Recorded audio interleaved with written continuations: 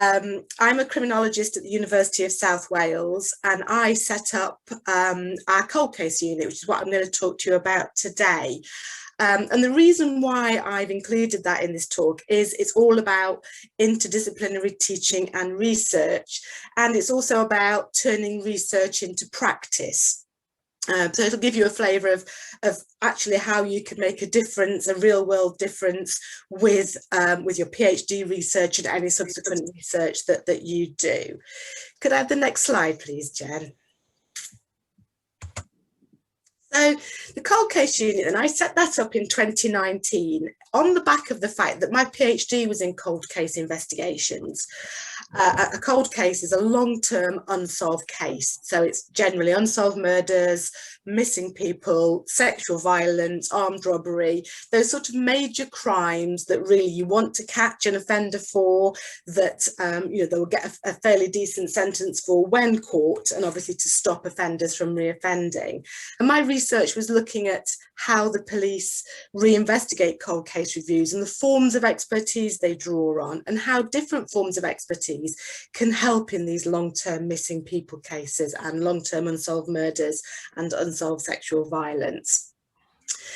And one of the things that came out of this, as well as the interdisciplinary expertise drawn on, was obviously how resource intensive these things are. And for the police, you'll know they have budget cuts, their day-to-day work is very resource intensive, they're very busy. So why would they then spend time looking at cold cases? They do, and they are important for a number of reasons, which we'll talk about. But in particular, unsolved missing people, they often don't get the focused attention that they deserve. And so it just struck me that I have students who want to go into the field of investigations after they graduate. They're very good at looking at, case studies and trying to apply their knowledge. And so setting up the cold case unit was to put that theory into practice, the theory that they're learning in the classroom onto real world unsolved cases. My students also look at innocence project cases, so miscarriages of justice. So they're already used to looking at cases where there's a potential miscarriage of justice, looking for ways to potentially progress the investigation back to the Court of Appeal. So they're used to this real world casework. So the cold case unit was set up to do that, to put the theory into practice, but to also help the police service, who are obviously limited resources, to give them some help in these cases, and also the families who want to know that everything that can be done has been done. And I think particularly with missing people cases, that's really important, because something around 325,000 missing people incidences are recorded every year. So the police can't possibly look at them all. Now, most return, over 3/4 of missing people return within a couple of days, but around 1% of missing people are still missing a year later. And we know that there are almost 5,500 unsolved missing people cases. Part of the dilemma is the fact that adults can choose to go missing if they want to. It's not a criminal offence to go missing. So is it a police is it the police business to look into it, you might ask? But of course, some of those will have come to harm. And of course, what the police have to do is to try and find the person, try and understand whether they've chosen to go missing, whether they've come to harm, and if they have come to harm, at whose hands. And so with all of those that have been unsolved for over a year, it means, that resource is required to try and look for them. On the flip side, there are also around 1,500 unidentified found remains. So these are cases where skeletons or body parts have been found that we simply don't know who they are. Now, of course, if you can identify who your unidentified found remains are, you might then be able to solve your cold case missing person, because it's likely going to be one of the same. And that can be quite difficult. There are databases with missing people on unidentified found remains, but they don't necessarily, the databases don't necessarily talk to each other. So it's trying to investigate both of those elements. So our cold case unit looks at missing people, unidentified found remains, and unsolved murders. Jen, would you mind playing the clip, please? This is a clip that our marketing team did, so please excuse the the marketing spin on it that explains a little bit about the cold case unit.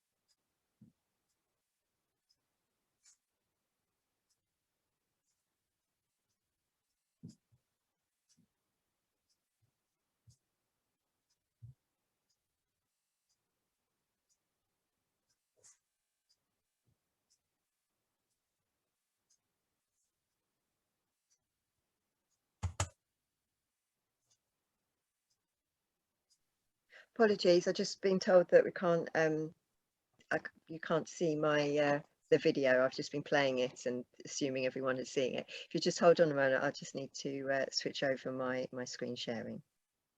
Thanks, Jen. I was just wondering whether it was just me that couldn't see it.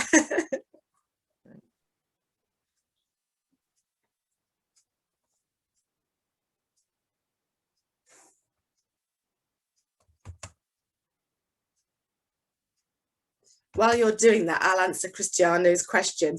The police will look for you unless you tell them you don't want to be found. And if you tell them you don't want to be found, say that's all they will do.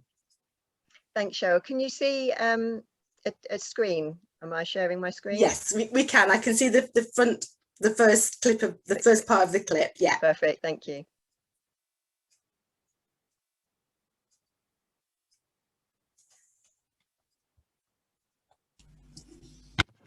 Audio for me, Jenny. Don't know if there's supposed to be any. Yes, there should be audio. I think you have to click on share audio and optimize for video. Sorry. I tested all of this before and it's all sort of changed now. So if you just hold on one moment, please.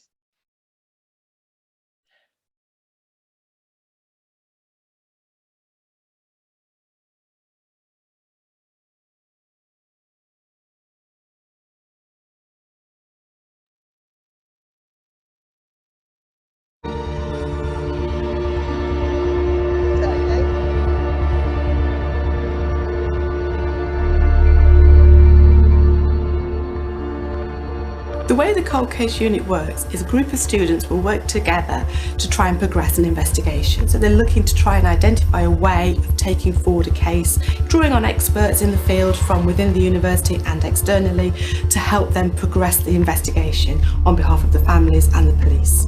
The type of cases that we work on are historical missing persons cases. For example, one of the cases that we work on is someone that went missing on a night out in the early 90s. The ethos of the cold case unit is social justice, giving attention to those cases that might not otherwise get the focused attention they deserve. Working on the cold case unit has allowed me to apply critical thinking skills to something that is relevant to criminal justice and to my degree in criminology. It has also helped me to gain the experience and knowledge that I will need to apply to my dream job as a police officer working in major crime investigations. The experience has been really valuable. It's encouraged us to put theory into practice, gain some real life experience. It's encouraged us to work as a team, get experience from working not only with each other and academics, but also experts in the fields and families of missing people as well. The cold case unit involves students from criminology, policing, forensics and psychology, and all students have to do is express an interest in becoming involved in the kind of work that we do. We get our cases in a number of different ways. We get them through our partner organisations, the police, and from families who can contact us directly. Through my work at the cold case unit, I've met experts in the field of missing persons and unidentified found remains, which has led me to do my dissertation on that topic specifically, and I'm now beginning to build a database of unidentified found remains and missing persons between Ireland and the UK. The successes with the cold case work are those incremental steps forward where you identify something to progress a case. So for example, in one of our cases, we've identified forensic opportunities that might help us cross-reference unidentified found remains with a missing person. We might not solve the case, but it's a success to move it forward incrementally. Similarly, on one of our unidentified found remain cases, we've been able to identify where the remains are now and also the nationality, the potential nationality of our victim. So we can then publicise his remains in their national media to try and get people to come forward with his identity.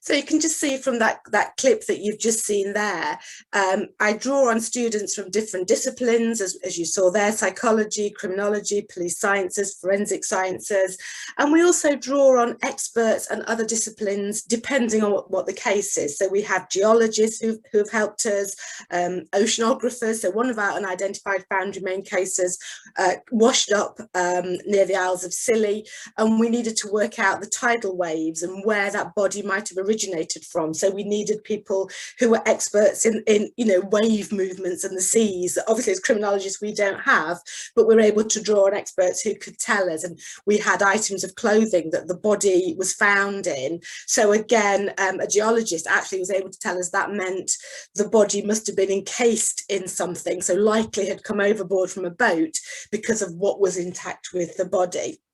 So our students come from different disciplines, and then they will draw on experts in different disciplines. So we have archaeologists, we draw on anthropologists, obviously journalism and the media, as you saw from that, forensic science, and the case I was talking about there, a long-term missing person case from over 20 years. And what we discovered was, whilst they'd got a forensic profile, a DNA profile from the missing person's parents and siblings, they hadn't got a profile from the boy himself, which meant you can't then put that profile on international databases, and we couldn't compare it against unidentified found remains. But by interviewing the family, we discovered that his mother had still got his baby teeth, and a forensic scientist told us actually we can get a DNA profile from the baby teeth, which will then help us cross-match against unidentified found remains. Our students also work on international cases. So again, not only we've got interdisciplinary expertise, they've also got different cultures, different time zones, even different ways of investigating. So it gives the students a lot to do. And you can see there we won this year a British Society of Criminology Award, commended because of this partnership work, working with the police and other agencies, as well as this interdisciplinary approach on real world cases. So that's it from a teaching point of view, but also from a research point of view. Could I have the next slide? Thank you, Jen. So, the focus of this talk being interdisciplinary research, and the cold case unit gives us those options. You saw in the slide there, Rachel, one of my students, who did her dissertation on unidentified found remains and was able to interview experts from different fields. Because the thing with missing is, there are so many other issues around long-term missing people. It's not just the fact that you want to find that missing person, but understand about why they've gone missing. What does that tell us? How can we avoid people going missing in the future? How can we find missing people? And again, that goes into that point I made earlier about you can choose to go missing if you want to. And people will go missing for all sorts of different reasons, from mental health issues. They might be wanting to escape violence in the home. They might be escaping debt, then all different reasons. And for the police, you've got to try and understand, has a person chosen to go missing, or have they come to harm? And if they've come to harm, at whose hands? So again, there's research around the police investigation of missing people. If you make that wrong decision right at the beginning and say, no, this person has chosen to go missing, and it's not till sometime later you realise it's out of character, they haven't chosen to go missing, you've lost a lot of valuable information from the investigation. You've lost that golden hour principle where, your evidence is there right at the beginning. You've got the body normally, where you'll get your forensic evidence from, your witnesses, your CCTV, all those forms of evidence that help in a murder investigation. If you haven't got a body, where do you begin? If you don't even think that person is missing for quite some time, you're on the back foot. So again, trying to understand that decision making that Ruth is looking at, one of your DTA peers, she's looking at police decision making around missing people to try and help improve that, to try and find these missing people much more quickly if they have come to harm.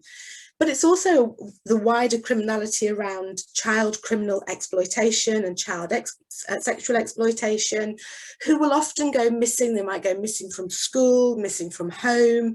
And again, it's recognising, is this out of character?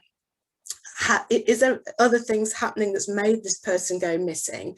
Because, you know, if you don't turn up this afternoon to this DTA meeting, well, you don't have to, you might have got other things on. But at what point do we say, actually, they're expected to be here? You've not turned up to pick your children up from school. That's very different. You're missing. And there's a lot of issues around children going missing from school, who they might sign the register and then disappear in the afternoon. And actually, they've been embroiled in county lines. They've been embroiled with organised crime groups who have got them trafficking drugs across different places. And again, for policing, it's understanding why that might happen and what you can do to prevent it. Because again, it's around grooming and all the sort of implications of that. And again, you've got the decision making and deciding, have they chosen to go missing or not. With the unidentified found remains, you know, there are different experts and specialisms that you need there in terms of, you know, facial reconstruction. So when remains have been found and you want to publicise in the media what this person might look like years later, you can get experts who will do a facial reconstruction that can go out in the media. You're obviously using media experts to try and sell that bigger picture and understand the story to get people to come forward with the information. But you've also got experts who can tell you, there may be some of you here who've got this scientific knowledge, who can tell you the age and the gender and the ethnicity of the bones, that starts to help you realise where the bones might have originated from. And again, then to start working out what might have happened to this person, why haven't they been identified? And again, when trying to think about identifying them, to be able to try and publicise them in the right place. And I spoke about on that clip, I spoke about an unidentified found remains that we believe originated from Greece, and that was because of publicity we got around the clothing the person was wearing, an inscription on a ring, and different experts telling us about where this person might have come from, which means we can then go to Greece and go to their Orthodox religion to see if they can cross-reference it with their missing people. So you start to see how all these different disciplines work together, each of them bringing their own expertise. We draw on psychologists who can help us understand the best way to interview family members and to interview witnesses in cold cases in terms of how best to get people's recall. You may know it's difficult to remember things from last week and last month, let alone 20 years ago. So ways, tools and techniques of getting information from people, and again, psychologists can help us do that. So it's all about, you know, we all learn from each other. There are even things here that we're looking at around autism and going missing, that, you know, there are people who with autism go missing because they're not understanding the world around them. So again, if someone with autism has gone missing, we need to understand their world to think about where they've gone.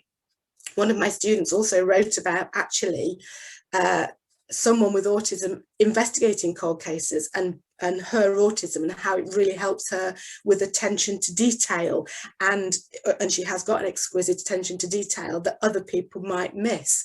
So again, looking at, you know, other specialisms, other areas that can help us, not just with our individual cases, but our wider research in terms of learning from the cold cases, in terms of learning from the missing people, and how we can improve things in the future to try and prevent more people going missing, and if they come to harm, you know, preventing them coming to harm when they go missing. So that's a little snapshot of our cold case unit, the kinds of research that we're doing. I did see some questions pop up in the chat, but they were too quick and gone before I had a chance to come back to them. Is it worth going back through the questions, Jen, and I can answer them, or does anybody want to come off their microphones and ask any questions? Yeah, I saw one from George at the end. If we've got a couple of minutes, if that's okay. So George's question was, could you share from what year is your oldest case that you've worked? Yes, I can. So we've got an unsolved murder, and this is a little girl who went missing just at the beginning of the war, and in fact we're drawing on a historian who's putting into context her going missing. And when we're reading witness statements and police documentation, they talk about when her body was found, her gas mask was found with her, and again putting into context what that means in terms of the war years and what information you'd have and what's available. And the historian has been invaluable in that to help us think about what we might want to do and where we might want to take it and where we might find documentation. Because whilst it's a case from South Wales, in actual fact, back then, cases were investigated by Scotland Yard. So again, you know, liaising between the Met and South Wales Police and other units. So yeah, that's our oldest case. And we have everything in between, our missing people cases from the 90s. We've got missing people cases from 3 years ago back to 30 years ago, and everything in between. Thank you. And then there's one final question, if that's possible, because we to move on to our next session. But from Elizabeth, she asked you, Cheryl, how does it work in terms of agreement to share cold case information with so many people? Is that complicated? It's really complicated, Elizabeth, a really good question. We're working with the police at the moment to have an information sharing agreement, a universal information sharing agreement between us and each of the police forces. And we're also working with them to set up a shared data sharing platform where they can share their data securely with us and vice versa. But yeah, there's lots of ethical hoops we have to go through in terms of like research, confidentiality, anonymity, not jeopardizing any cases. We also have to bear in mind when we're looking at our missing people cases, if it is a no-body murder, and certainly one of our cases very much looks like that's the case, if that does go to a prosecution, everything we've done on the case and everything we haven't done, we've had to document what we've done and why we've done it and what we haven't done and why not, because that gets disclosed to the police and could very well be used in a trial. So it's very much we have to negotiate everything with the police, with the families, and obviously keep everything secure within ourselves so we don't jeopardize any future cases. Thank you, Cheryl. Thank you so much for your presentation. It's fascinating, really, really interesting to hear. I could keep talking and asking for much, much longer. So I do really appreciate it. Thank you. I think if people do have questions, any more questions they want for Cheryl, please do keep posting them in the chat or emailing to us, because Cheryl will be joining us maybe a bit later in the week, so you can carry on those conversations if you'd like to. So please do. Thank you very much. We're running a little bit behind time, unfortunately, so I'd like us to move on to our next session. And as I said at the beginning, if we did ask people to sign up for this in advance. If you didn't and you want to join it, so the session is around sort of interdisciplinary networking, around method sharing. Please do stay on the call. If you don't want to, you've got a bit of time, please go away and have a break, or go and find someone in Wonder Room and have a chat.